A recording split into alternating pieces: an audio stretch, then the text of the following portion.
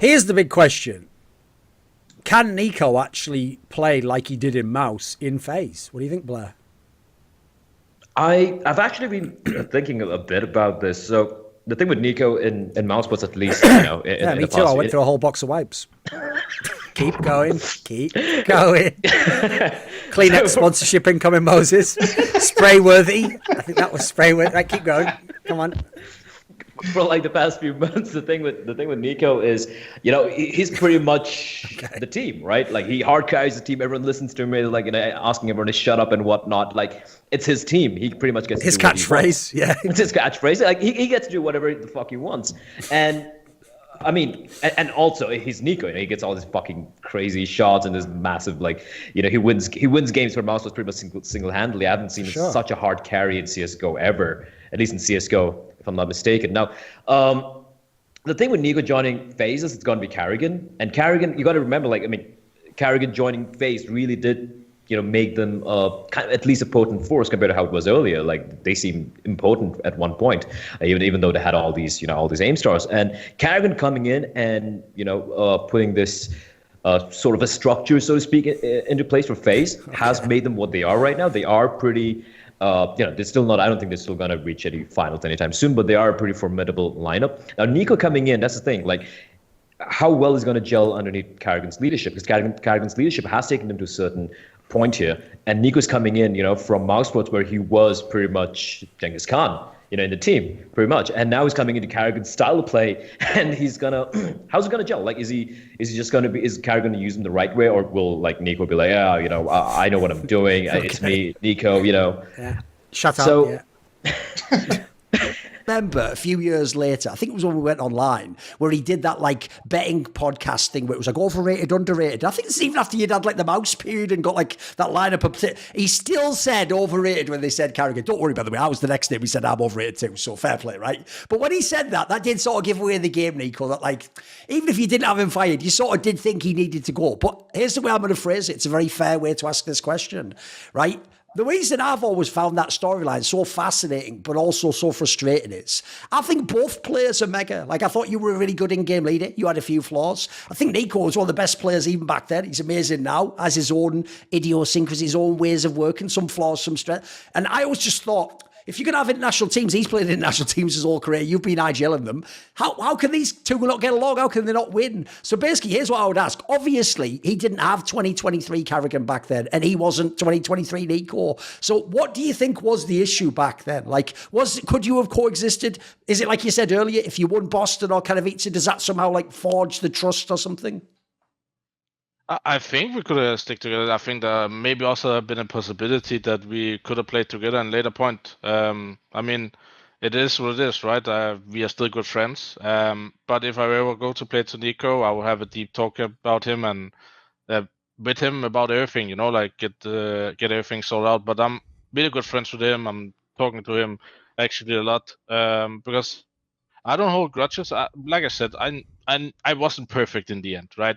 I could see myself. I wasn't giving it my all. I was very tired of the whole stand-in thing, and then Olof came back, and it didn't feel natural, and the pressure was rising, and we were not able to handle as a team. And NiKo was never ever the lone factor for me getting benched. I mean, right, if people make it like it was a rivalry, like NiKo versus Karrigan, after who was right, who was wrong, who did it, which obviously, look, the players don't see it that way, but this is what we do in the media business, right? Obviously, I was somewhat Team Karrigan. I wanted you to sort of prove him wrong, right? So I will say, when you won the major and you did it in FaZe Clan, when he's not in FaZe Clan anymore, after he chose to lead to GT, that in a way I thought initially, that's hilarious. I even low-key wanted you to flame him and be what up now or something. But here's the saddest thing of all, Karrigan, is when I think of how that Stockholm major went for him, where he was fucking unbelievable, but just Na'Vi was there. Basically, he could have won that tournament against anyone else. And then I look at the rest of his career. It's not funny anymore. It's actually a tragedy now. Obviously there aren't going to be any more CS:GO majors. It's actually kind of insane. You think how good he was for that many years as world class, right? It's actually a tragedy the guy never won a major, right? He was definitely good enough. That goes without saying, right? Yeah, I mean, obviously, I hope he wouldn't want to see us too, as long as we're not in the final, obviously. But I think it's sad because I think he has such a gift for the game, such a talent, and also knowing NiKo from 5 years ago to where he is now. He's way more mature in the way he sees the game, with the way he sees the life. You have to still think he was a young prodigy, young NiKo when I played with him, right?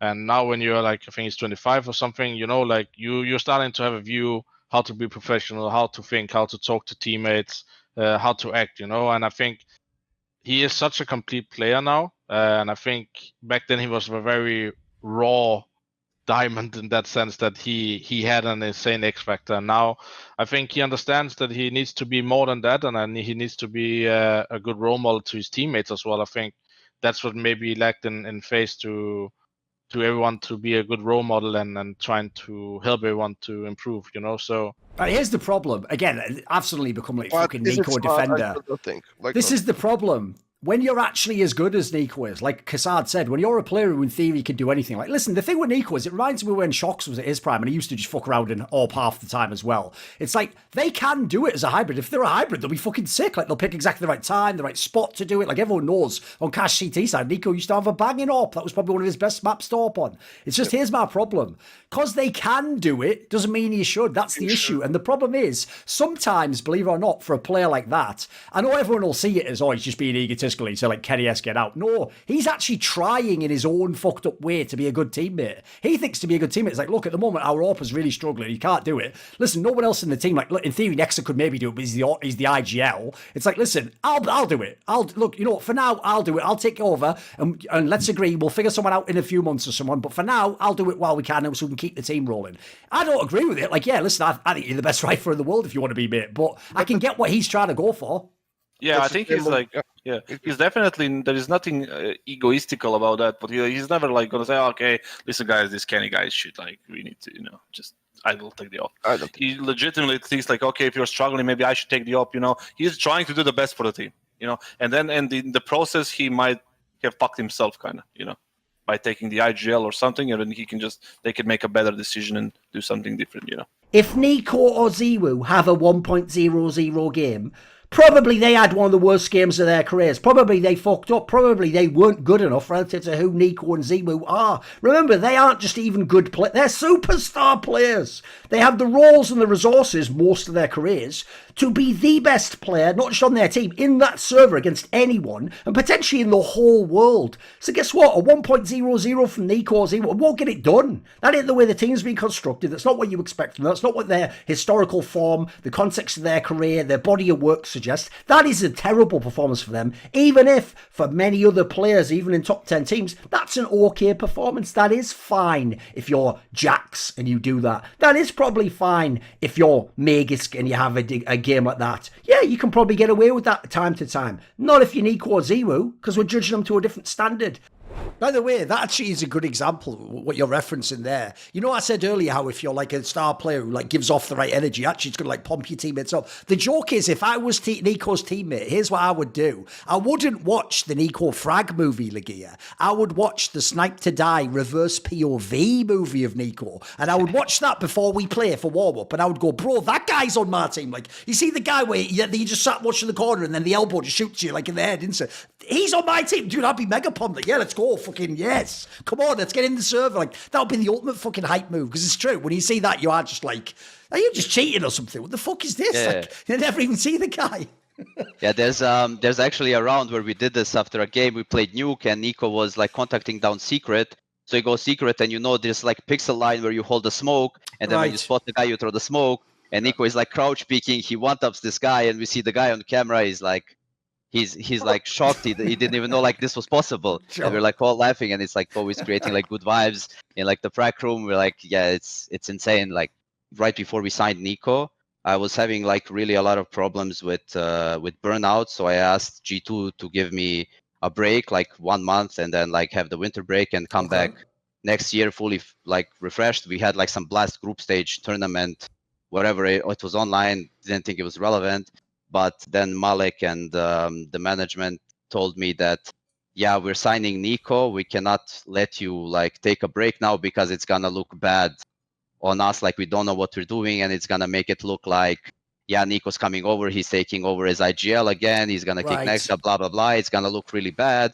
So they kind of made a compromise where they said, okay, like you stay as a player. We're not gonna tell anyone on the outside, but Amanek is gonna like do the in-game leader role on like 3 maps, and I'm gonna do on 3 maps to kind of release some load from me during like this period. But honestly, it didn't really help me. Like I was still feeling like shit and stuff from like the burnout. But anyway, like we were playing and like I was half leading, like Amanek was half leading, like, you know, from map to map. And I think like NiKo joined the team and like he already sees like his in-game leader is not calling half the maps. It's like already problems and stuff. So didn't establish it properly, right? Yeah. So it was like already kind of fucked from the beginning, let's say. And then like when I felt like ready after the summer break, I felt ready to start IGLing again. And actually the first tournament where I was like completely IGLing on all the maps was the online one in Pro League where we went like 0-5. We didn't like beat anyone, so it didn't go that well. But it's like a fucking Steve Carell movie or something. How could it get worse? I know.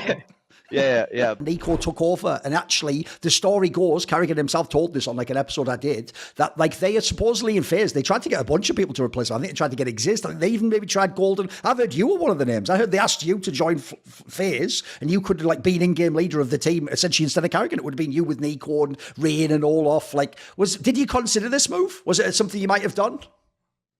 I don't know. I don't remember the timeline, but I've been asked by FaZe a couple of times to join. But it might have been after I joined C9 already, or it might have been just before the major, and I was like, maybe I shouldn't have been before the major, but because then I would probably have gone to FaZe. But I think I just I kinda. It's gonna be kind of funny to say, but I kind of had some trust issues with going to play with NiKo. Okay, what, from playing an FPL or so? Or you thought he'd cut you like Carrigan or something like that? No, I felt like there was problems surrounding him constantly. Oh, okay, so like team wise. So I was like maybe not fully confident in going to play with him and making an actually good team. So it was like a fear of maybe some sort of drama or some sort of issues. Not necessarily him specifically, but just seemed to follow him around in his career is the idea, right? Yeah, I think that was kind of my thought process back in the days. And obviously then I joined C9 instead. NiKo, always the bridesmaid, never the bride. Now this is just a good comment.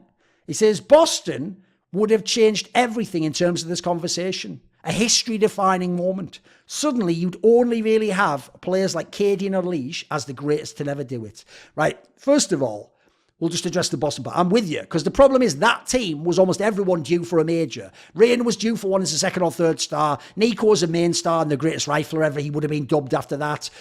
Carrigan, to put him in the GOAT conversation of IGL, even though he was already in it anyway, but for people who need the resume, etc. Guardian, because he even is one of the greatest players ever, with or without a major. He's that great, and he deserved one for the last couple before that. He even had the injury out of nowhere.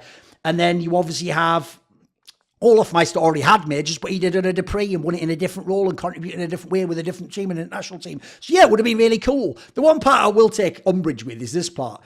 I don't forget the people that support me. And in the case of this video, that would be Matt Pugnatio, Rajcula, Jason, Jensen Goh, Nicky, Tosh, Toucan, and you know who I'm always going to give the biggest shout out to, my boy Jerky's Minion. Do you want to ask a question for my video AMA? Do you want to suggest a topic or a guest for my content? Maybe you want to find out who the next guest is on one of my interviews that I've already recorded but not yet released. Or maybe you want to take part in one of those fabled long-form discussions where you get to decide the topics. Well, if any of those perks or others tickle your fancy, simply click on the Patreon link in the description box below and put your money where your mouth is and join the Scrolluminati today.